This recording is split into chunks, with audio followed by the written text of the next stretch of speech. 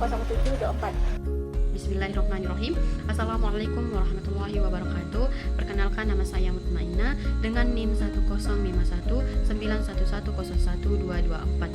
Kompetensi konselor atau penyuluh merupakan seperangkat pengetahuan, keterampilan, dan sikap yang harus dimiliki, dihayati, dan dikuasai oleh konselor dalam menjalankan tugasnya. Berdasarkan Peraturan Menteri Pendidikan Nasional Republik Indonesia Nomor 27 Tahun 2008, terdapat 4 kompetensi utama yang harus dimiliki konselor, yaitu kompetensi pedagogik merupakan kemampuan konselor dalam memahami karakteristik konseli dan memfasilitasi perkembangan mereka. Konselor harus memahami secara mendalam konseli yang dilayani, termasuk karakteristik perkembangan fisik, psikologis, sosial, dan spiritual pada berbagai tahapan kehidupan. Baik yang kedua yaitu kompetensi kepribadian. Kompetensi kepribadian berkaitan dengan karakteristik personal yang harus dimiliki konselor sebagai individu yang akan membantu orang lain. Konselor juga harus beriman dan bertakwa kepada Tuhan Yang Maha Esa, serta memiliki fondasi spiritual yang kuat, karena hal ini akan membentuk nilai-nilai moral dan etika yang akan menjadi panduan dalam bersikap maupun bertindak. Baik yang ketiga yaitu kompetensi sosial.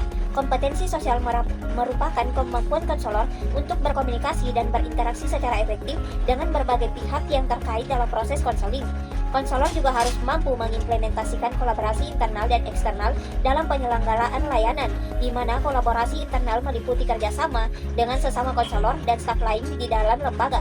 Sedangkan kolaborasi eksternal mencakup kerjasama dengan pihak-pihak di luar lembaga. Baik yang keempat yaitu kompetensi profesional. Kompetensi profesional berkaitan dengan penguasaan materi layanan, bimbingan, dan konseling secara luas dan juga mendalam. Konselor harus menguasai konsep dan praktis asesmen untuk memahami kondisi, kebutuhan, dan juga masalah konseli. Asesmen adalah proses sistematis untuk mengumpulkan, menganalisis, dan juga menginterpretasikan informasi tentang konseli menggunakan berbagai teknik seperti wawancara, observasi, tes psikologis, dan inventory. Baik, materi selanjutnya yaitu tugas dan tanggung jawab konselor atau penyuluh. Yang pertama yaitu layanan dasar bimbingan. Layanan dasar bimbingan merupakan layanan yang ditujukan kepada seluruh konseli untuk membantu mereka mengembangkan perilaku efektif dan keterampilan hidup. Layanan ini bersifat preventif dan developmental, bertujuan untuk mencegah munculnya masalah dan mengembangkan potensi konseli secara optimal. Yang kedua yaitu layanan responsif. Layanan responsif diberikan untuk membantu konseli mengatasi masalah atau kebutuhan yang memerlukan bantuan dengan segera. Berbeda dengan layanan dasar yang bersifat preventif, layanan responsif bersifat kuratif dan diberikan kepada konseli yang memiliki masalah tertentu.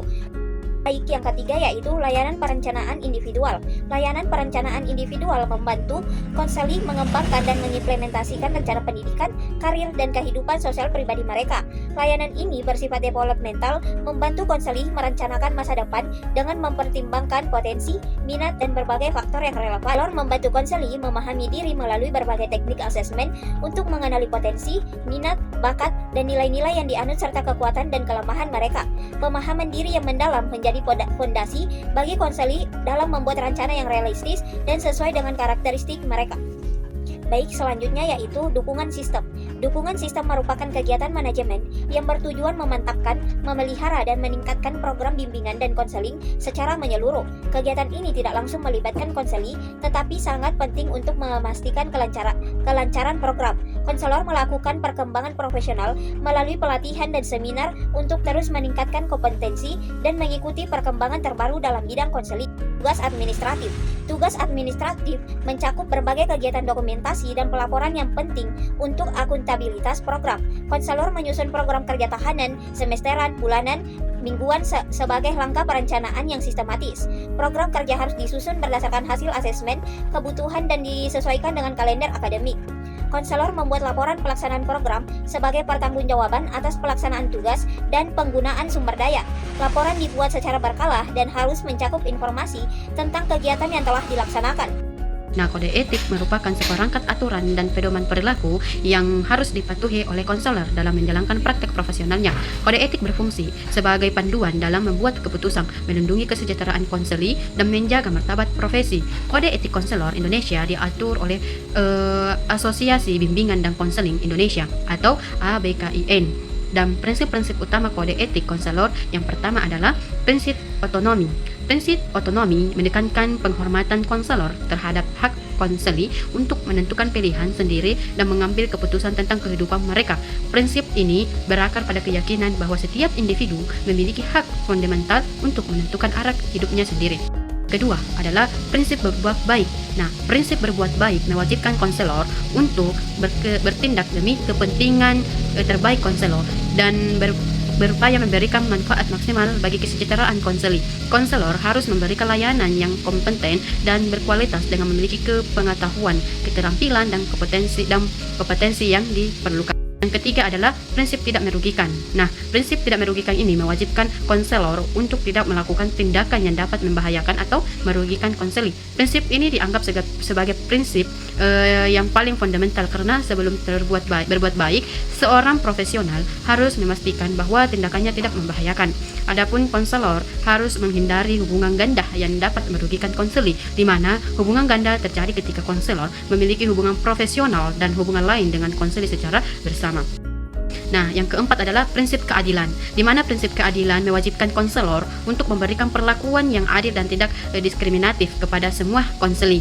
Nah, keadilan berarti setiap konseli memiliki hak yang sama untuk mendapatkan layanan konseli yang berkualitas tanpa memandang latar belakang mereka. Nah, konselor memberikan layanan tanpa diskriminasi berdasarkan suku, agama, ras, gender, orientasi seksual, usia, status sosial, ekonomi, dan disabilitas atau karakteristik lainnya. Nah, yang kelima adalah prinsip kesetiaan. Nah, prinsip kesetiaan menunjukkan komitmen konselor terhadap tanggung jawab profesional dan kewajiban untuk menepati janji dan komitmen yang dibuat kepada konseli. Kesetiaan berkaitan dengan integritas, kejujuran, dan dapat dipercaya, yang merupakan fondasi dari hubungan konseli yang efektif. Adapun yang keenam yaitu kerahasiaan. Prinsip kerahasiaan merupakan salah satu aspek paling fundamental dalam kode etik konseling. Kerahasiaan adalah komitmen konselor untuk melindungi informasi pribadi yang dibagikan konseli dalam konteks hubungan konseling tanpa jaminan kerahasiaan. Konseling tidak akan merasa aman untuk berbagi informasi pribadi yang sensitif. Konselor menjaga kerahasiaan informasi yang diperoleh dari konseli dengan tidak membagikan informasi apapun kepada pihak lain tanpa izin eksplisit dari konseli. Namun, prinsip kerahasiaan memiliki beberapa pengecualian penting di mana konselor berkewajiban atau diizinkan untuk membocorkan informasi, yaitu ketika konselor membahayakan diri sendiri atau untuk orang lain, ketika ada indikasi pelecehan anak, dan ketika diperintahkan oleh pengadilan.